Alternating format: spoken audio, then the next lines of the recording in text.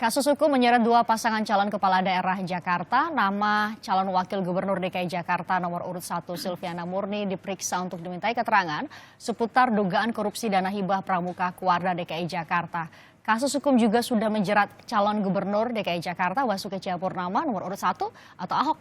Bagaimana tim sukses menghadapi ini di tengah pencalonan mereka dalam Pilkada DKI Jakarta. Sore ini sudah ada Andi Nurpati dari juru bicara DPP Partai Demokrat yang juga mendukung pasangan Agus Silvi dan juga Ruhut Sitompul, juru bicara tim pemenangan Ahok Jarot. Selamat petang, Bang Ruhut. Petang. Bu Andi. Bu Andi, ini kemudian ada dua kasus malah. Selain tadi Kuarda ketika menjadi ketua kuartir daerah 2014-2015 juga tentang dugaan kasus korupsi Masjid Al-Faus 2010. Ini seperti apa partai melihatnya? Saya kira karena ini ada kaitan juga dengan masalah politis ya. Jadi mudah-mudahan sih tidak dicampur adukan. Karena kita melihat bahwa yang namanya pemilu kepala daerah ya ada-ada sajalah yang bisa muncul dalam perjalanan perjuangan ini. Tetapi kami melihat bahwa kalau kaitan dengan masalah hukum, nih Bang Ruhut nih dari Komisi 3 lebih paham gitu ya. Kita melihat bahwa masalah hukum ya tetap harus dihormati sebagai suatu proses hukum. Praduga tak bersalah harus lebih diutamakan. Apapun itu yang terjadi baik terhadap Ibu Silviana maupun terhadap Pak Basuki, semua itu harus selalu dengan praduga tak bersalah. Dan kita akan menyerahkan penuh kepada proses hukum yang sedang berlangsung. Dan apapun konten daripada persoalannya kita serahkan penuh kepada penegak hukum. Saya kira itu. Kalau kemudian konteksnya adalah bukan persoalan, tidak hanya persoalan hukum, tapi kasus hukumnya atau proses penyelidikannya dimulai pada saat sudah menjadi calon kepala daerah DKI Jakarta. Bukankah kemudian itu akan berpengaruh terhadap proses usaha selama ini untuk mengambil hati rakyat?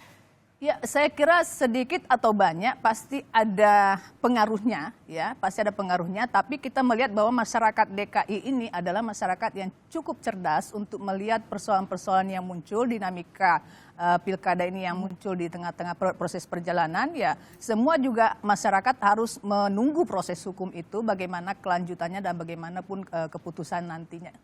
Karena itu saya kira baik pasangan nomor 1 maupun pasangan nomor 2 tentu akan welcome dengan proses hukum yang sedang berlangsung. Kalau tadi kita saksikan bersama bahwa elektabilitas nomor urut 1 sih masih di atas ya kejar-kejaran dengan nomor urut 2. Namun kalau kita lihat saudara di kasus Ahok dulu pada saat November sudah mulai muncul kasus dugaan penodaan agama. Saat itu Ahok dikatakan bahwa Ahok bukan seseorang atau bukan Ahok yang Maret 2016 yang elektabilitasnya di atas 50%, bahkan kalau turun dikit 40% lah Bang Ruhut. Sekarang juga sudah mulai naik lah 6. Seperti apa partai pendukung atau Anda sebagai tim pendukung atau tim pemenangan begitu kemudian menghadapi kasus hukum yang begitu menyorot perhatian publik selama ini, penodaan agama? Ya, kita merujuk kepada Presiden kita yang ke-7 ya, Pak Joko Widodo. Kita hormati hukum, kita jadikan hukum itu panglima. Jadi saya rasa kalau kami mengalir saja kok. Kami mengalir saja, walaupun ya kita sama dengan Bu Andi, kami juga apapun dengan kejadian itu kami turun. Itu kita harus gentleman mengakui. Tapi memang bedanya kami dengan Bu Silvi, wakilnya Pak Agus, Silvi mungkin diperiksa, akan diperiksa lagi, taunya nggak kerasa nanti pencoblosan. Di masyarakat jelang ya tanggal 15 Februari nanti ya. Apalagi masyarakat semua tahu ya korupsinya juga yang diduga ya, kita mesti bilang diduga ya, kaitan dengan bansos. Yang satu lagi pembangunan masjid, itu kan sangat sensitif ya. Sedangkan Pak Ahok, kami berterima kasih kepada Yang Maha Kuasa Tuhan karena sudah proses hukum dan sudah berjalan sidang nanti yang ke-7 ya, akhirnya mulai terbuka ya. Sama dengan yang dikatakan Bu Silvi, kami juga pada waktu itu kalau kami bilang, kasus Pak Ahok ini politik dibungkus dengan hukum. Oh jangan bilang gitu dong. Tapi sekarang sudah mulai terbuka. Memang politik. Ya, karena itu istri, anak Pak Ahok mereka kaget. Apalagi kita tahu ya, pelapor-pelapor itu kalau diurut-urut ada hubungan dengan salah satu calon. Diurut-urut ada yang ketua umumnya saya dengar minggu depan mau jadi tersangka. Hal-hal seperti itu. Jadi nggak terhindarkan selama proses menuju ke pencoblosan 15 Maret mendatang. 15 Februari mendatang. Bu Andi, namun kan kalau kita lihat belajar dari Pak Ahok. Pak Ahok harus membagi waktu antara kampanye, kemudian diminta keterangan sebagai saksi ketika itu, kemudian menjadi tersangka. Artinya kan terbagi fokusnya antara kasus hukum yang tengah menjeratnya dengan proses politik yang harus dijalani jelang Pilkada DKI. Ya, sama saya kira nanti Bu Silviana juga harus melakukan dan mengalami hal yang sama. Jadi bagaimana mengatur, memanage waktu yang tepat untuk menghormati proses hukum di sisi lain, tapi juga menghormati hak politiknya di lain sisi gitu ya.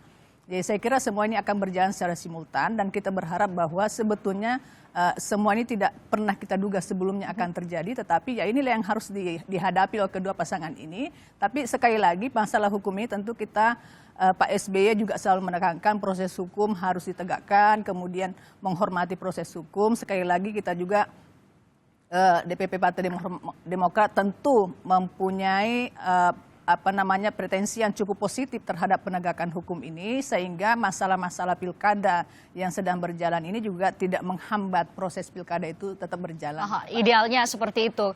Ini hasil survei setidaknya baru kemarin ya, dirilis oleh Poll Tracking. Kalau Agus Silvi sih sebesar 30,25%, Ahok Jarot 28,88%. Dua pasangan yang saling mengejar elektabilitasnya. Adakah ketakutan proses hukum? Bicara politik adalah soal image. Bagaimana kemudian dua pasangan ini menjelaskan kepada rakyat yang setiap hari ditemunya bahwa kasus hukum ini masih dalam proses, ya, tidak akan berpengaruh pada keterpilihan?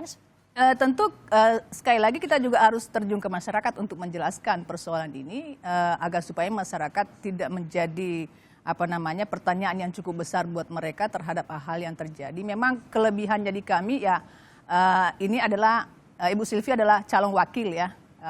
Kalau kita insya Allah mudah-mudahan nih Mas Agus nih running terus lah gitu ya mengenai elektabilitas, karena memang kejutan juga bagi semua pihak, bukan hanya kepada kami saja, bahwa Mas Agus ini memang elektabilitasnya naik terus gitu ya, sesuai dengan perkembangan-perkembangan yang ada. Karena itu saya kira memang kita juga harus mempunyai strategi dan teknik yang tepat untuk menghadapi masalah-masalah hukum ini, tapi kita tidak akan terbuai dengan persoalan hukum, tetap akan terus melakukan proses kampanye ini dengan maksimal di waktu-waktu yang sudah ditentukan. Sisa waktu ya beberapa minggu.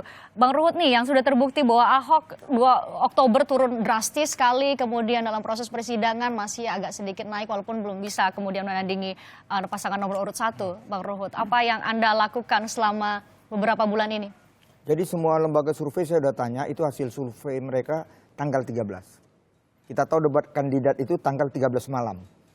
Jadi setelah debat kandidat belum. Saya rasa setelah debat kandidat sekarang ini mereka mesti segera membuat survei, kami akan di atas. Karena semua orang bisa melihat. Anda yakin masih ada 2 debat lagi? Makin tokcer dan makin terbuka. Itu yang saya katakan, bagi Ahok ya istimewa, lama-lama kan sudah terbuka. Ya, bisa bayangkan ya, yang saya dengar minggu depan sudah jadi tersangka. Dia bagaimana Buniani 13 detik, dia senang karena dia nggak senang dengan Ahok, pimpinan ormas ini.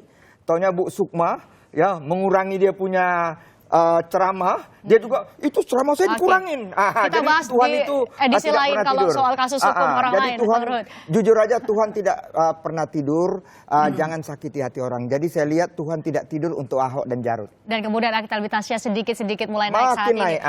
Bu Andi, Bang Ruhut, ada surat edaran dari Kapolri nomor 7 tahun 2014 waktu itu dikeluarkan oleh Badrodin Haiti, Jenderal Badrodin Haiti waktu menjadi Kapolri, bahwa tidak boleh meneruskan atau memproses secara hukum saat ia telah ditetapkan sebagai calon, saat proses pilkada telah dimulai. Anda melihatnya seperti apa? Seharusnya seperti apa menurut Anda dengan adanya surat edaran ini? Surat edaran tergantung dari mana rujukan surat edarannya.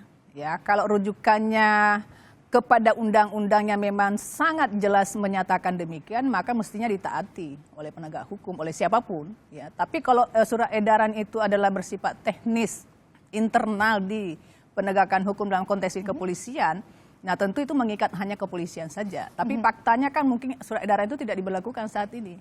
Karena faktanya ya diproses ya kan, baik Pak Ahok maupun Ibu Silvi gitu. Nah mungkin Kapolri yang sekarang ini tidak menggunakan ya edaran tersebut. Tapi sekali lagi kalau memang edaran itu tidak punya rujukan yang kuat dari undang-undang, baik Dari undang-undang peraturan yang lebih pilkada, tinggi. peraturan lebih tinggi, baik undang-undang pilkada maupun undang-undang tentang masalah hukum, maka tentu saja surat edaran itu hanya berlaku untuk internal kepolisian saja. Ya. Ini berbicara dengan dua bidang yang berbeda, bidang hukum, bidang politik. Namun kemudian agak sulit kemudian memisahkan keduanya. Nomor urut 2 sudah diserang dengan kasus dugaan penodaan agama. Nomor urut 1 sekarang diserang dengan kasus hukum ini, setidaknya Cagupnya. Apakah ini kemudian saling serang atau seperti apa sih yang terjadi, Pak Ruhut? Ya kalau kita ya sebenarnya jangan saling serang. Ya. Kita harus saling mendukung. Sebenarnya, tapi gitu. Jangan nanti kalau kita saling serang orang lain yang menikmati hasilnya, kan begitu. Tapi saya rasa termasuk ya pasangan nomor 3, apapun yang akan terjadi, saya tetap memohon. Jadi Anda hati yakin boleh ini panas, murni kepala tetap politik? dingin. Kalau Kita jangan saya mau saling memandang gitu serang. ya, 100% kami tidak ada melakukan penyerangan terhadap calon manapun, ya. Karena ini murni ya, misalnya kasusnya Pak Ahok, itu murni kan Pak Ahok yang mengucapkan masalah itu, kemudian yang lain memprotes gitu ya, jadi tidak muncul dari kami gitu. Nah kemudian mungkin kami juga berpretensi hal yang sama terhadap kasusnya Bu Silvi, kami tidak ingin mengatakan itu serangan dari pihak calon meskipun lainnya terlalu gitu ya. jauh tahun 2010 saat ia menjabat sebagai wali kota Jakarta Pusat, kemudian 2014-2015, baru dibuka 2017, jelang pilkada pula. Ya, jadi kalau kita kaitkan dengan politis, ya bisa saja ada unsur politisnya. Ya, pertanyaannya kemudian adalah masyarakat kan jauh lebih pinter nih melihat masalah ini, misalnya itu kan kasus 2010 kok sekarang baru diungkit. Masa itu kan kalau nggak salah Pak Saifullah sebagai Sekda Provinsi menggantikan DKI Silviana waktu itu sudah menjelaskan tentang masalah masjid ya, sudah clear itu. Nah kalau kemudian yang kedua ini kita belum tahu kontennya, biarkan Bu Silvi sendiri yang akan menjelaskan kepada penegak hukum. Yang pasti bahwa sekali lagi mari kita melihat ini secara cerdas dan secara jernih, bahwa ini adalah murni masalah hukum, semoga tidak terkait dengan masalah politis. Karena itu masyarakat DKI kita minta untuk lebih jernih melihat persoalan ini dengan baik. Bang Ruhut, ini Anda melihat kasus hukum yang membelit Bu Silvi menguntungkan nomor urut 2 atau seperti apa, Bang Ruhut? Saya hanya katakan tadi itu bagus kaitan edaran kepolisian ya, Mabes surat Polri. edaran? Udah itu juga merujuk ke undang-undang KPK, undang-undang pilkada, itu nggak boleh, tunggu selesai. Tapi karena ada seorang tokoh mengatakan lebaran kuda, nah ini yang membuat. Jadi ya siap aja, jangan 2000 peristiwa 10 tahun yang lalu ini kan udah lama, ya supaya nggak lebaran kuda. Jadi semua biar aja dibuka. Tapi biar ini mengalir menguntungkan kita. nggak kira-kira setelah terbelit 2 kasus hukum, prosesnya lidik sih, masih penyelidikan di Mabes Polri. Menguntungkan nggak kira-kira buat nomor urut 2 menurut Anda? Kalau kami nggak lihat kiri kanan, yang penting bagaimana kami bekerja ya seperti yang dikatakan Bapak Presiden, kerja untuk rakyat. Sekarang kami lagi kerja, kami mau yang 1, mau yang 3 ada kasus hukum kami nggak pikirkan. Tapi sekarang kami berterima kasih, Tuhan nggak pernah tidur, Tuhan melihat ya kami dijolimi, sekarang sudah yang lain-lain sudah mulai kena. Bayangkanlah sekarang ada spanduk ya, kita muslim harus milih muslim di bawah SBY. Kan kasihan yang gitu-gitu. Tapi kalau ditanya nomor 1, kami nggak pernah begitu ya, kita mau bilang apa? Bu Andi, Anda optimis ini tidak akan mengurangi atau menurunkan elektabilitas? Saya klarifikasi dulu yang spanduk ya. Mm-mm. Beliau tahu persis Pak SBY bagaimana orangnya gitu ya, Pak Ruhut, karena beliau juga dari Demokrat.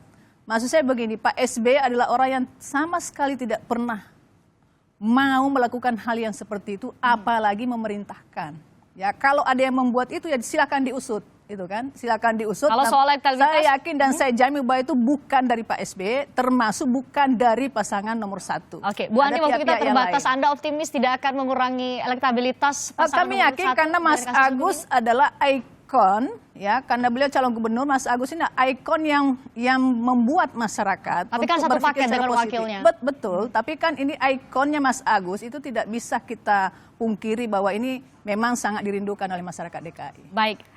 Kedua calon nomor urut 1, nomor urut 2 mengatakan menghormati proses hukum yang ada. Terima kasih, untuk itu kita tunggu bagaimana proses, kita percaya pada pihak kepolisian. Kita siap menang, siap kalah. Baik, terima kasih Bu Andi, Bang Ruhut.